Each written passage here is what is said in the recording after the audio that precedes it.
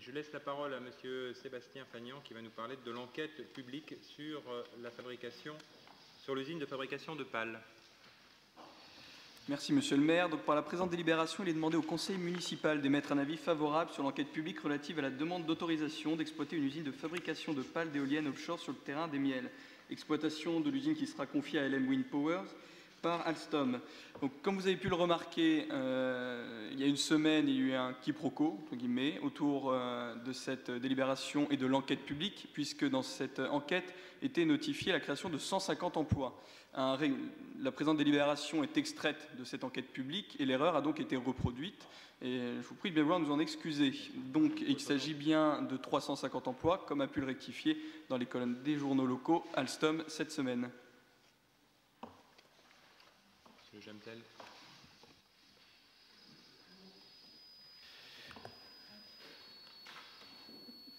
Donc sur la forme, je vais reprendre les remarques que j'ai faites, parce que c'est un peu laconique quand même comme manière de revenir sur ce sujet. Hein.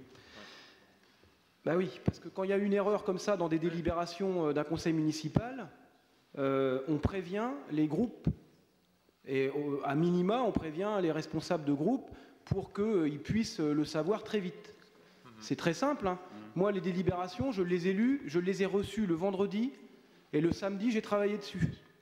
Et on était, je vais y revenir, dans le contexte de la vente d'Alstom. Donc, j'ai fait un projet de communiqué qu'on a soumis en interne, et dans ce projet de communiqué, j'ai travaillé à partir des éléments du conseil municipal, et puis de l'article qui était paru dans la presse le samedi matin. Voilà, donc je crois que par rapport, simplement sur la forme, il faut l'honnêteté de reconnaître ce que tu viens de faire, mais il faut s'engager à l'avenir à ce que les groupes, qu'il y ait une méthode, un réflexe, d'appeler les deux responsables de groupe quand il y a des cas de figure comme ceux-là. Ça me semble relativement facile à faire. D'autre part, sur la question des énergies renouvelables, qui est un sujet d'importance et d'intérêt général, on a vu pendant la campagne des élections municipales que c'était aussi un élément de campagne, puisque le permis de construire était sorti peu de temps avant les scrutins.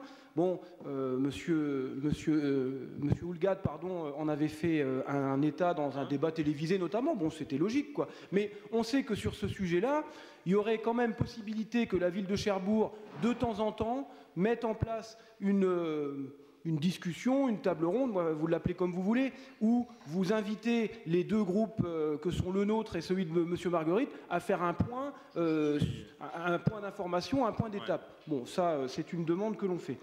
Maintenant, sur le fond. Bien, la vente d'Alstom.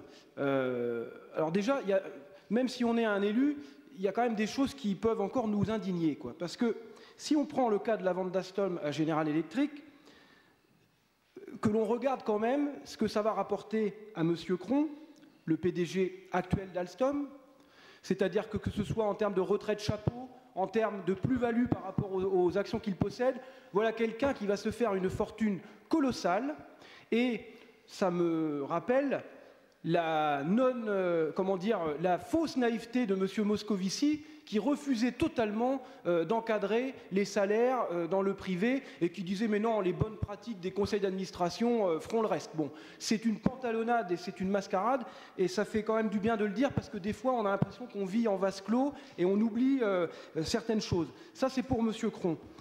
Alors, il y a M. Pigas qui est le propriétaire du journal Le Monde. Je rappelle qu'au moment du Conseil national de la résistance, il y avait quand même l'idée qu'il n'y ait pas ce genre de collusion qui existe.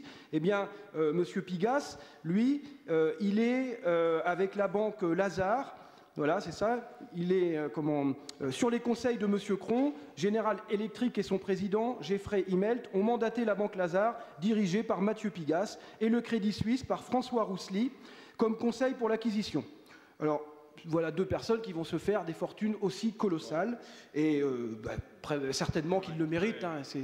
C'est quand même des bienfaiteurs de l'humanité, donc il est bien logique de les récompenser. Et bien qu'il y ait le secret d'État par rapport à ce genre de transactions, on peut considérer que ça va être de l'ordre de 300 millions à peu près, ce que vont se partager les banques, là, pour le coup. Et eux, ils auront une commission sur ça. Un autre personnage tout à fait charmant et un philanthrope, c'est monsieur Stéphane Fuchs, qui est vice-président d'Avas Worldwide et qui a été estimé le plus apte à gérer la mission communication et lobbying pour General Electric. Donc, c'est lui qui a fait le lobbying. C'est un proche de Manuel Valls, mais bon, c'est pas parce qu'ils sont proches qu'il y a un lien de cause à effet. Non, pas du tout.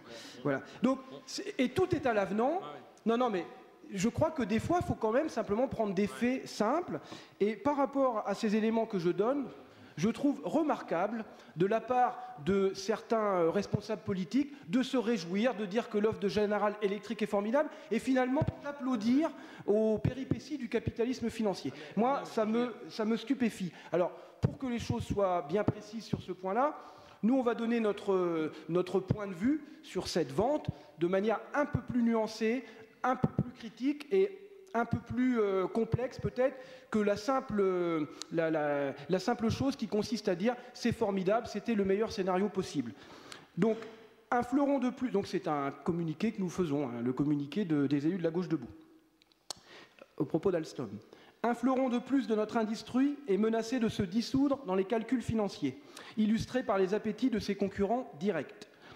Alstom dispose de brevets de pointe, d'un carnet de commandes bien garni, d'une situation financière convenable et dégage des bénéfices. Pourtant, cette entreprise est quand même désormais sous la coupe de General Electric, le géant américain. Si le pire qu'aurait constitué un démantèlement pur et simple a été évité, la solution validée par le gouvernement expose notre pays à une perte de la maîtrise de secteurs stratégiques dans l'énergie.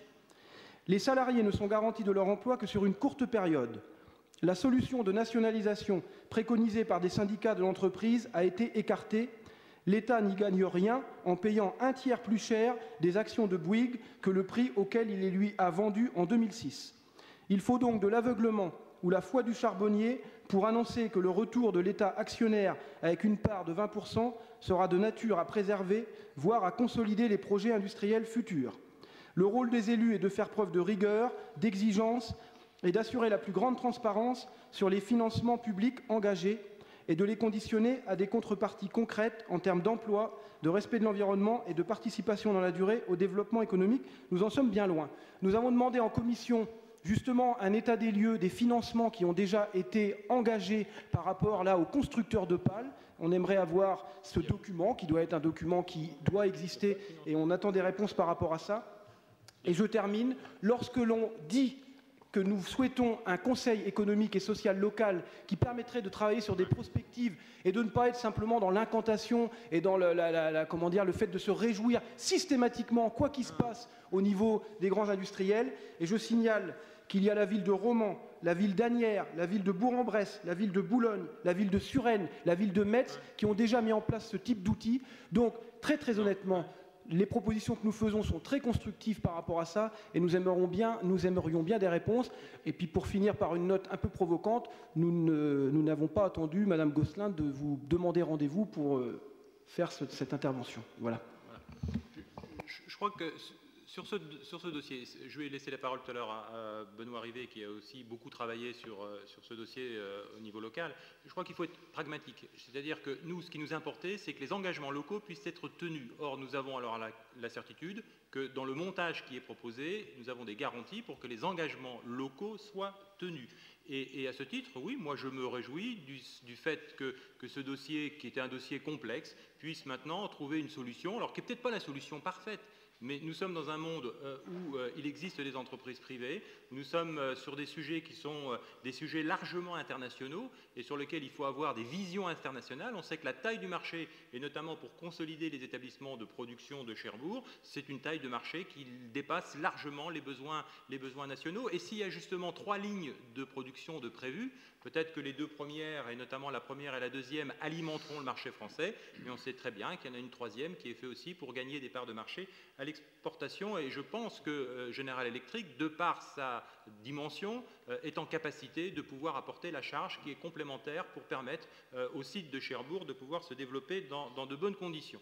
L'État a pris ses responsabilités, et ça on ne peut que s'en féliciter, qu'il participe à hauteur de 20% du capital d'Alstom, qu'il y ait la création de sociétés conjointes, notamment une sur les énergies renouvelables, et moi je trouve que c'est une très très bonne solution, et que d'autre part, le siège, normalement, ce que j'ai cru comprendre, le siège de cette société conjointe, de la branche énergie, elle serait en France, donc c'est aussi un atout supplémentaire.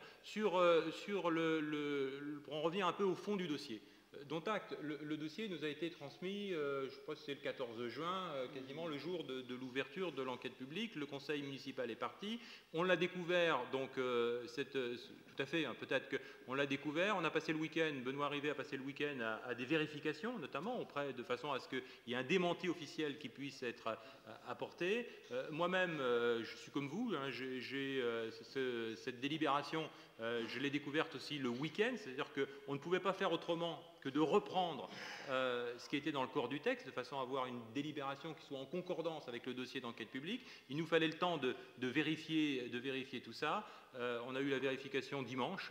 Peut-être que c'est vrai que j'aurais dû vous contacter dimanche soir pour vous dire attention, il y a quelque chose qui nous inquiète et sur lequel nous avons maintenant le démenti. Voilà. En ce qui concerne le Conseil économique et social local, oui, on partage un certain nombre de points de vue. Il faut qu'on travaille sur sa constitution rapide. Je laisse la parole à Benoît Rivet qui a beaucoup travaillé sur ce dossier. Pardon. Merci, monsieur le maire. Voilà. Quelques éléments de réponse. Effectivement, je confirme ce que vous venez de dire. Nous avons passé une partie du week-end à contacter les industriels pour obtenir des réponses.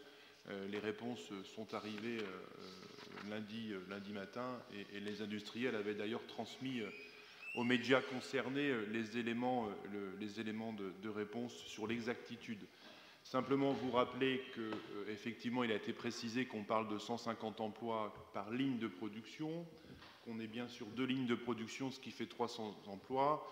Et je vous rappelle d'ailleurs que le permis a été sollicité avec une potentialité de 3 lignes de production, ce qui peut, en tout cas je l'espère, nous amener jusqu'à 450 emplois si les choses se passent correctement.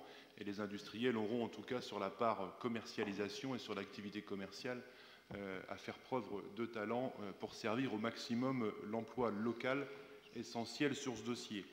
Sans entrer dans le fond du dossier, j'en profite pour vous faire savoir de nouveau que les élus locaux sont extrêmement mobilisés à la fois sur ce dossier, mais aussi sur les conséquences pour notre territoire. Nous œuvrons avec d'autres qui ont également cette compétence pour travailler en termes de formation des demandeurs d'emploi locaux pour pouvoir travailler dans les domaines et répondre aux offres d'emploi qui seront créées.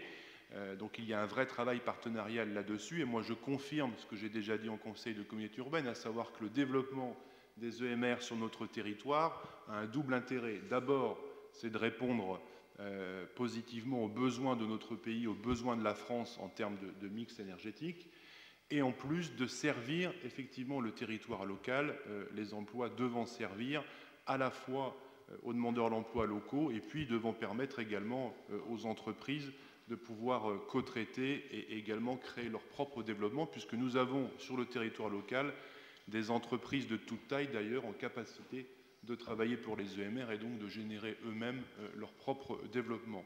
Donc les EMR, on est bien d'accord, monsieur Le Jamtel, notre objectif, et on fait tout pour ça, c'est que ça serve à la fois le territoire et l'ensemble de la population qui vit ici et qui fait bien sûr également vivre ce territoire. Sur le fond, moi je ne vais pas entamer une réponse complète aujourd'hui, mais nous sommes quand même passés, grâce à l'intervention de l'État, dont je salue l'engagement sur ce dossier. On entend souvent un certain nombre de personnes critiquer l'engagement de l'État, que l'on trouve parfois absent ici ou là. Sur ce dossier, l'État et les parlementaires et l'ensemble des intervenants, et je salue également le travail des ministres, y compris celui de Bernard Cazeneuve qui est intervenu fermement sur ce dossier. Eh bien, grâce à l'engagement de tous, nous sommes passés en quelques semaines d'une possibilité pour un groupe étranger de prendre possession sans contrepartie d'un groupe français à la solution qui aujourd'hui a été présentée. Personnellement, cette solution a un double intérêt. Aujourd'hui, l'État prend 20%, comme vous l'avez vu, avec des engagements à souligner de General Electric. Les engagements, ils sont multiples. Il y a d'abord, bien sûr, la création de ces 3 co-entreprises, de l'implantation en France de ces 4 centres de décision, un engagement ferme de General Electric de créer 1000 emplois, et le groupe a même accepté des pénalités financières si les engagements ne sont pas tenus. Alors effectivement, tous les systèmes sont imparfaits, je le conçois, mais je remarque quand même que grâce, en tout cas, à l'implication de tous, le dossier a quand même bien évolué en quelques semaines. Et moi, je remercie tous ceux qui ont travaillé là-dessus.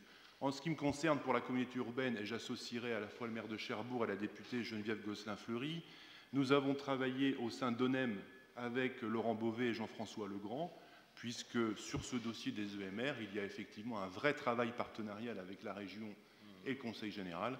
Et de nouveau, je salue l'engagement de chacune des parties. Nous avons à plusieurs reprises à la fois rencontré les dirigeants d'Alstom et de General Electric pour faire part de nos positions sur le dossier. Je considère que notre rôle d'élus locaux n'était pas de s'immiscer dans un choix industriel. Je ne suis pas, moi, habilité pour choisir qui est mieux entre General Electric, entre Siemens ou entre d'autres partenaires. Ma problématique, et c'est déjà suffisant, c'est de faire que les emplois locaux, que les engagements locaux soient maintenus, parce que je crois aux projets cherbourgeois qui ont encore une fois un intérêt local en termes de développement, mais qui ont surtout un intérêt pour le pays, puisque je vous rappelle que nous considérons aujourd'hui que notre territoire, que ce Cotentin, est aujourd'hui en capacité d'être un des seuls territoires de France capable de mettre en œuvre un vrai mix énergétique dont a besoin le pays, autour du nucléaire que nous maîtrisons historiquement, autour de l'éolien, on vient d'en parler, mais aussi autour de l'hydrolien. On pourrait également parler de l'hydrogène et des smart green. Donc voilà le travail que nous faisons sur ce dossier et nous continuerons encore une fois à le faire dans les mois et années qui viennent. Pardon. Monsieur Jeannetel, je vous Non, mais on peut se réjouir de beaucoup de choses. Bon, le fait de téléphoner aux industriels, c'est très bien, mais nous, on est un groupe d'élus. Donc, en tant qu'élus, on est aussi très intéressés à l'avenir de la filière des énergies renouvelables.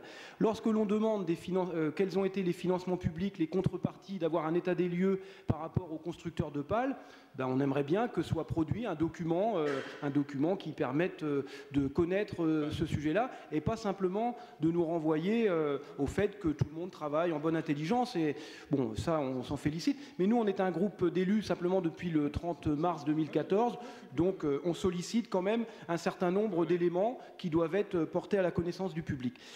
Bon, par rapport à cette négociation ou à cette affaire d'Alstom, où beaucoup de bons points viennent d'être donnés par monsieur Arrivé, moi je voudrais juste donner un élément d'information, un autre que je n'ai pas donné, c'est que le principal négociateur de ce dossier, qui était chargé de défendre les intérêts de l'État, en l'occurrence il s'appelle David Azema, c'est le patron de l'agence de participation de l'État, puisque l'agence de participation de l'État, effectivement, sur plusieurs sujets, est intervenue, puisque l'État a repris un certain nombre de positions dans certaines entreprises. C'est tout à fait, c'est vrai que c'est une évolution par rapport à ce qui s'était fait. Monsieur Sarkozy avait fait la même chose avec Alstom en son temps. Mais cette personne, donc cette agence, je rappelle, elle est placée sous l'autorité du ministre de l'économie et du ministre des Finances. Mais ce personnage, monsieur David Azema, vient de dire à Bercy qu'il souhaitait quitter son poste actuel.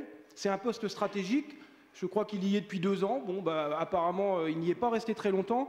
Et il va rejoindre le bureau français de Bank of America. Bon, bah voilà, hein, c'est sa trajectoire. Mais tiens, c'est étonnant quand même. Mais bon, bah, voilà. Il va prendre la place de Laurence Boone. Et Laurence Boone, c'était Bank of America. Et cette dame-là, elle, elle est devenue conseillère économique de François Hollande. Bon, et la cerise sur le gâteau, c'est que Bank of America, c'est une des banques qui est conseil d'Alstom. Voilà, donc il y a un moment donné, peut-être qu'on n'a pas à se substituer ou à s'immiscer, mais on est des citoyens.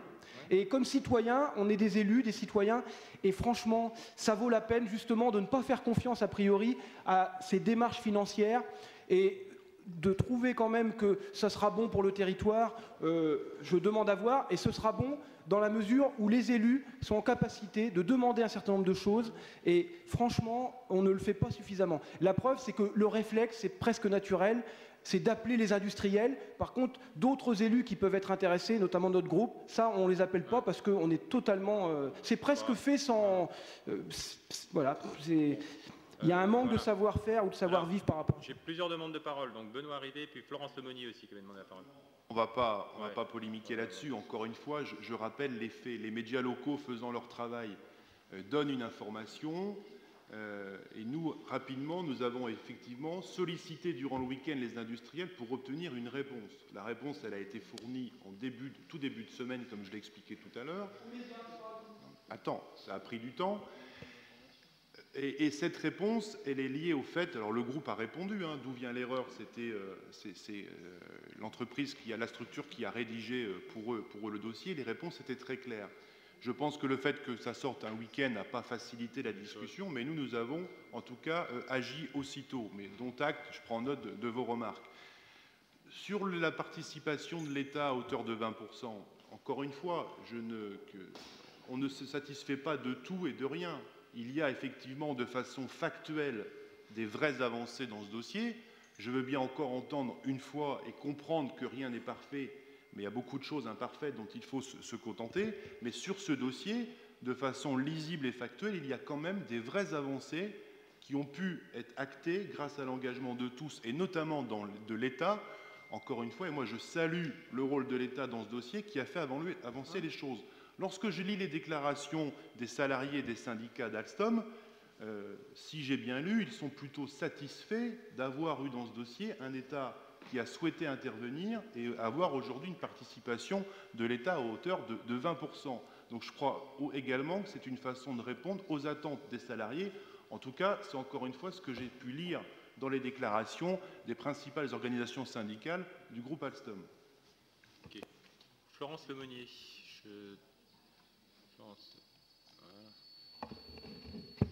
Oui, alors moi je vais avoir une intervention courte, plus sur le plan environnemental que sur les choix industriels sur lesquels on ne prend pas position ici aujourd'hui.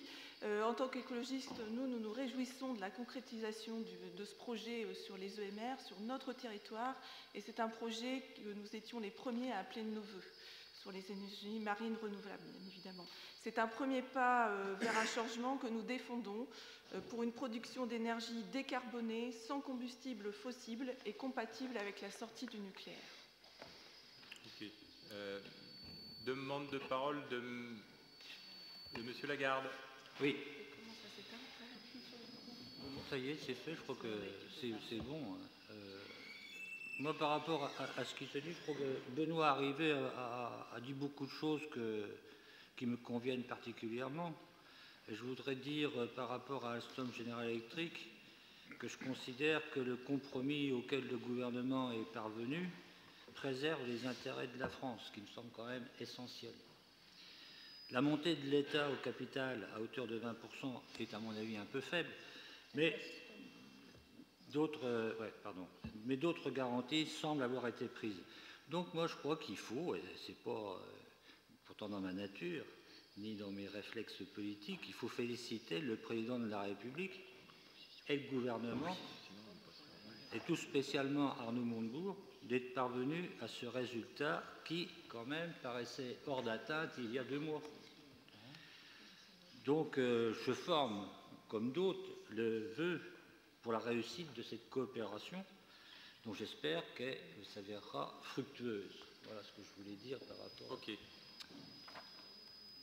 Monsieur Le Jamtel, vous aviez demandé, puis je propose qu'on en reste là, et on aura l'occasion de revenir sans doute, hein, peut-être c'est juste lundi, un point, lundi également, et puis c'est un dossier qu'on suit bien évidemment de très très près. Dans un territoire comme le nôtre, l'organisation du travail est très importante, notamment je pense au nucléaire, donc il n'est pas anodin de savoir comment les modes de production sont mis en place et comment les gens se sentent dans leur travail.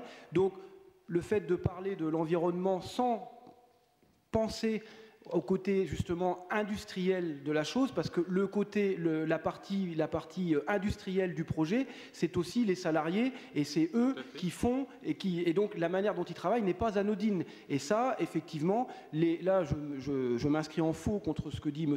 Arrivé. Il est inexact que les organisations syndicales dans leur ensemble sont satisfaites du compromis auquel nous avons abouti, auquel l'État français a abouti. Il y a beaucoup d'inquiétudes de la part des salariés d'Alstom. Certes, la solution de Siemens était tout à fait différente sur le plan industriel et les conséquences n'étaient pas les mêmes, mais il n'y avait pas que deux alternatives dans cette histoire-là. Et en plus, se féliciter de ce que M. Hollande a pu faire ou de ce que M. Montebourg ont pu faire, alors que M. Cron, le PDG, les a mis devant le fait accompli, et là, derrière, effectivement, il y a des choses qui se sont mises en place, mais même en termes d'énergie, du point de vue des énergies renouvelables, c'est une co-entreprise, mais le contrôle, c'est General Electric qui l'a. C'est-à-dire que c'est une co-entreprise à 50% qui est domiciliée en France, mais c'est General Electric qui a le pouvoir de décision in fine.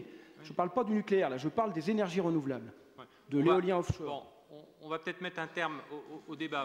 Moi, ce que je retiens, c'est que désormais, le dossier est stabilisé. Je l'avais dit lors du dernier conseil municipal, il ne faut pas que le monopoliste se transforme en chamboule-tout. Le dossier est stabilisé. Donc, à nous de continuer à œuvrer pour que le dossier puisse porter le maximum de fruits pour l'emploi local, pour l'identification, comme l'a dit Benoît Arrivé, de notre territoire comme un territoire qui contribue à la diversification et à la transition énergétique. Et moi, c'est ce qui me semble important. Et puis ensuite, eh bien, franchissons les étapes les unes après les autres. Le permis de construire est déposé. Là, on est sur l'enquête environnementale. Juste un petit mot par rapport à l'enquête environnementale. C'est vrai que le terme de styrène pourrait faire un petit peu peur, mais sachez que les entreprises qui travaillent dans la construction navale utilisent les mêmes procédés. Maintenant, on est sur des matériaux composites, et les matériaux composites, c'est les mêmes qui seront employés dans cette usine. Donc, il y aura maintenant, donc, le dossier étant stabilisé, donc il appartiendra donc à l'ensemble des décideurs locaux, en lien avec les acteurs économiques, en lien avec les partenaires sociaux, et bien comment concrétiser, comment travailler justement sur l'organisation du travail, faire des propositions et ainsi de suite, et faire en sorte que nous puissions saisir le maximum d'opportunités par rapport à notre territoire. Moi, je souhaiterais qu'on puisse en rester là, hein, pour savoir quelle est votre position. On est sur, attention, on ne va pas se prononcer, excusez, on ne se prononce pas sur le fond du dossier, on se prononce sur une enquête environnementale, hein, c'est ce que nous demande la délibération, c'est l'enquête environnementale. Est-ce que oui ou non on émet un avis? Voilà.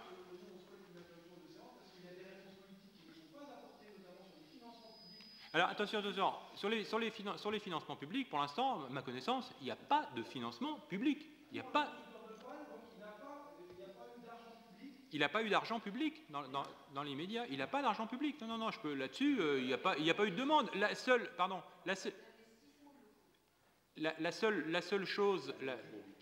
seule chose qu'il fait, il paiera son amodiation, je n'ai pas le tarif de l'amodiation, on pourra travailler là-dessus, qui est une amodiation, il y a un contrat qui a été signé avec Port Normand Associés sur le tarif, qui est un tarif, j'allais dire, le tarif standard d'occupation du domaine public, et sur la participation, investissement, je dis bien à ma connaissance, mais Benoît, si tu as des informations, tu peux les apporter, je te laisse la parole.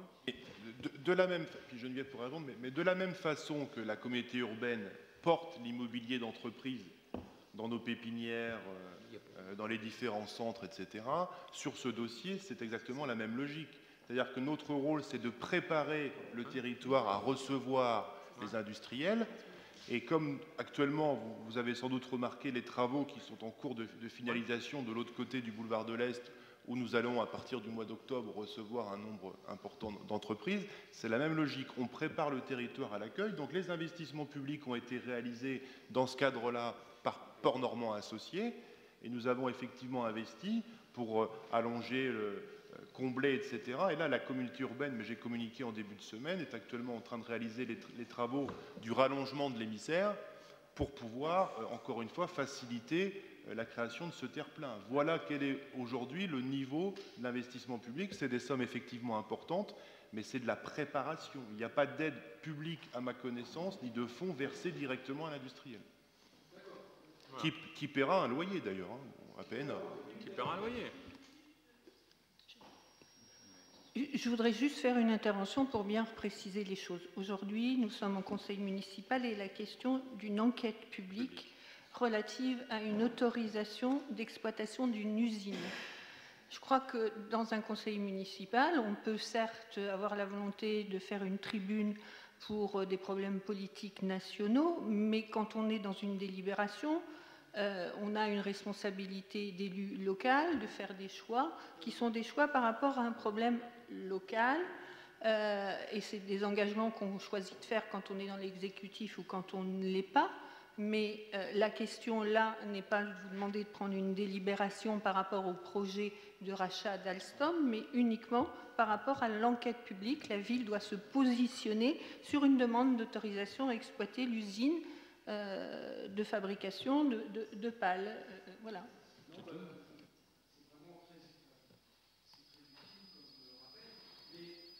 Enfin bon, je crois qu'on avait compris quand même, mais ce que je voulais vous dire aussi, Madame Gosselin, c'est que nous, on demande s'il y a des financements publics, c'est notre rôle d'élu local de le demander. Vous avez bien dû comprendre dans ce que nous avons exprimé là qu'il y avait eu un problème avec une délibération qui était fausse, donc ça nous a un petit peu... Oui, voilà, ça nous a un petit peu irrités parce qu'on s'est trouvé en position justement de faire une tribune pour le coup, là, c'est-à-dire une tribune médiatique où nous aurions eu des informations fausses. C'est ce qu'on avait fait. Il y avait des phrases dans notre communiqué de presse qui n'étaient pas vraies. Et franchement, de quoi on aurait eu l'air si c'était paru dans la presse? Dernière chose, moi je demande des choses très précises sur les financements publics parce que je me rappelle très bien dans une rencontre avec vous que sur le crédit impôt compétitivité, vous aviez dit qu'il y a des contreparties et moi je n'ai jamais vu les contreparties et ça continue de faire débat sur les contreparties quand il y a ce genre de choses. Donc on n'est pas des élus qui vivons en dehors de ce qui se passe sur le plan national. Donc c'est pour ça qu'on intervient aussi, quoi. Voilà. Bon ben, ok, accordé.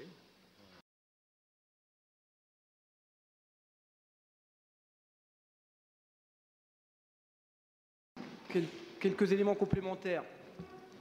Le fait de préparer un terrain et d'avoir fait des dépenses publiques, c'est quand même bien des dépenses publiques qui ont été engagées par rapport à la préparation des terrains pour accueillir ces industriels.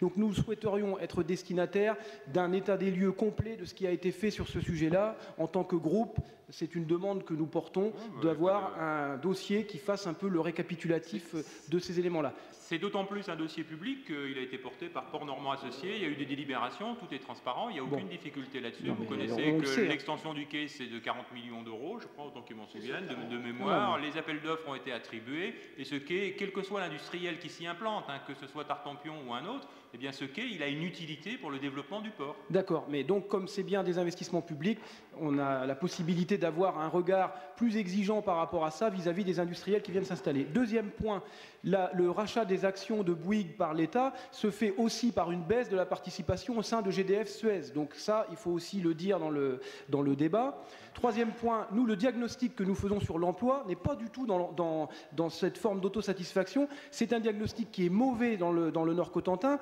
Plus globalement, le chômage, il augmente depuis 7 mois. Et lorsqu'on voit les organisations syndicales des entreprises du Nord-Cotentin, il y a c'est plus qu'une critique, il y a une exaspération par rapport aux politiques d'emploi menées par rapport justement à la réalité, notamment de certains carnets de commandes. Donc c'est la raison pour laquelle nous porterons, notamment dans les conseils de CUC, un certain nombre de demandes et d'exigences pour avoir un diagnostic très précis de la situation de l'emploi et faire un point sur les stratégies industrielles. Parce que contrairement à ce que dit M. Arrivé, effectivement, il faut se préoccuper des stratégies industrielles. Nous sommes, en tant qu'élus, nous avons un rôle à jouer par rapport à ça et il faut le jouer. Merci. Bon, ok. Donc pour en revenir à la délibération elle-même, donc sur l'enquête publique, moi je vous propose d'en rester là.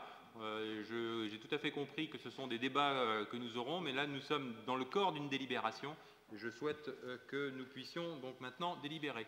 Donc sur cette enquête publique, pour émettre un avis favorable, qui est contre, qui s'abstient, délibération adoptée à l'unanimité, et je vous en remercie.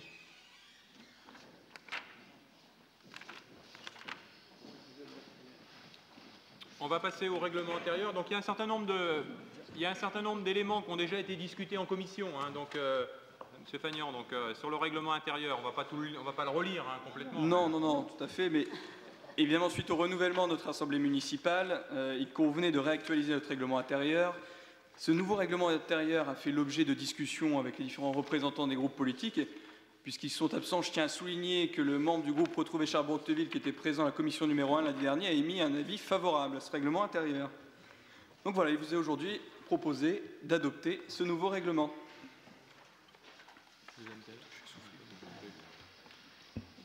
Oui, c'est par rapport au délai... Ah ben non, mais... Non, c'est bon?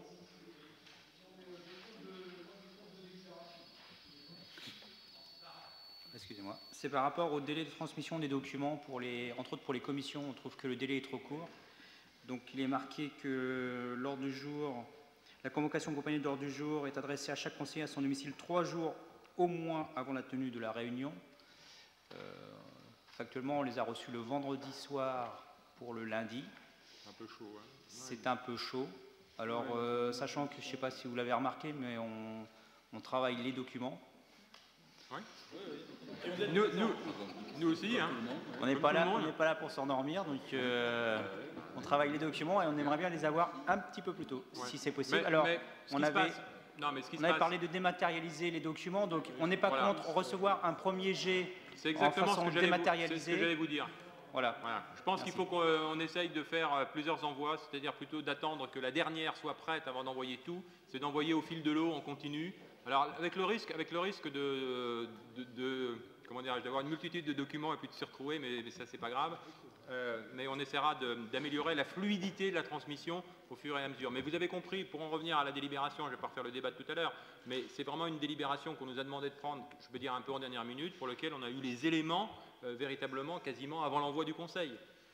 Et voilà, ce qui permet, en termes de sécurité de procédure, de faire des difficultés. Sur le règlement intérieur, alors je rappelle aussi que ce règlement intérieur, il y a un élément qui est consubstantiel, mais qui n'est peut-être pas annexé, c'est la charte informatique. Parce que c'est dommage, l'opposition n'est pas là, mais moi j'ai constaté un certain nombre d'abus qui sont inacceptables par rapport à l'utilisation de notre intranet, notamment en ce qui concerne donc, le personnel et l'administration municipale doit être étrangère à tous les débats et toutes les sollicitations politiques qu'il peut y avoir à un moment donné. Donc moi j'ai constaté des abus, on a l'occasion de le souligner. Donc voilà, il y a une déontologie, une charte informatique qui doit être respectée. Et à ce titre, donc, elle fait partie, bien évidemment, du règlement intérieur. Elle s'impose à tout le monde. Oui. Oui, merci Monsieur le maire. Je voudrais rajouter un point qui faisait partie des questions diverses soumises par le groupe La Gauche Debout à l'occasion de l'étude de cette délibération sur le règlement intérieur et concernant les jours et horaires des conseils municipaux. Donc, suite à la demande du groupe de l'opposition lors du conseil municipal du 14 avril dernier, a été lancée une consultation auprès de tous les membres de cette assemblée. Les groupes politiques ont répondu collectivement et donc a été arrêtée la date du jeudi à 14h30 pour la tenue des conseils municipaux. Donc les dates vous seront transmises bien évidemment à l'avance pour la fin de l'année et ensuite pour le reste du mandat. Voilà, hop. Oui. Vous aviez dit le vendredi pour les conseils municipaux il y a 2 mois. Oui, c'est le vendredi, oui, à mon avis, il y a une erreur. C'est le jeudi. On va regarder. Excusez-moi, c'est une confusion. C'est le jeudi ou c'est le vendredi? C'est le jeudi. C'est le jeudi. Non, le vendredi. Exceptionnellement. Alors, ce qui se passe, c'est que, voilà, c'est le jeudi, et on l'avait décalé aujourd'hui au vendredi, parce que le jeudi, c'était le jeudi 26. Ça tombait. Alors, c'est vrai que c'est les commémorations de la libération. On est bien sur le jeudi, c'est ce que nous avions dit lors du dernier conseil. On aimerait quand même en discuter un petit peu parce qu'en fait, on est quand même salarié en général et on a du mal, comme vous tous peut-être, on a du mal à avoir en fait des journées ou des demi-journées en fait de liberté, même si c'est un droit. Mais dans certaines professions, il est difficile en fait d'être absent 6 à 8 fois par an. Moi, je sais qu'en tant qu'enseignante, dans mon lycée où il y a 1400 élèves et 108 professeurs, c'est difficile d'avoir une demi-journée de liberté. Donc, je vais me retrouver à demander des journées d'absence où j'ai le droit, mais je vais avoir aussi derrière moi les parents d'élèves qui ne vont pas être contents, ni les élèves, si vous voulez. Donc, on aimerait que l'heure soit un peu décalée, qu'elle soit décalée à 16 heures. Voilà, on va transmettre d'abord le calendrier prévisionnel des assemblées, donc le plus en amont possible, de façon à ce que les uns et les autres on puisse s'organiser. Oui, mais s'organiser, monsieur, d'accord, mais on ne peut pas toujours, en fait, avoir des absences par rapport à son métier. cas... Donc décaler à 16 heures, au moins, ce serait une bonne chose. Voilà. Ouais. Non, mais je comprends bien les contraintes, mais... et on voit la durée de nos délibérations, la façon dont il faut qu'on prenne du temps pour pouvoir discuter, et c'est pour l'instant, moi je suis prêt, on en rediscute. Parce que moi c'est un sujet qui ne fait pas consensus, mais sur lequel il faut que nous on prenne nos responsabilités également. On aura l'occasion d'en reparler entre groupes. Voilà. Sur le règlement intérieur, donc. Sur le règlement intérieur, qui vote contre? Qui s'abstient? Délibération adoptée à l'unanimité. Espace d'activité les lundis.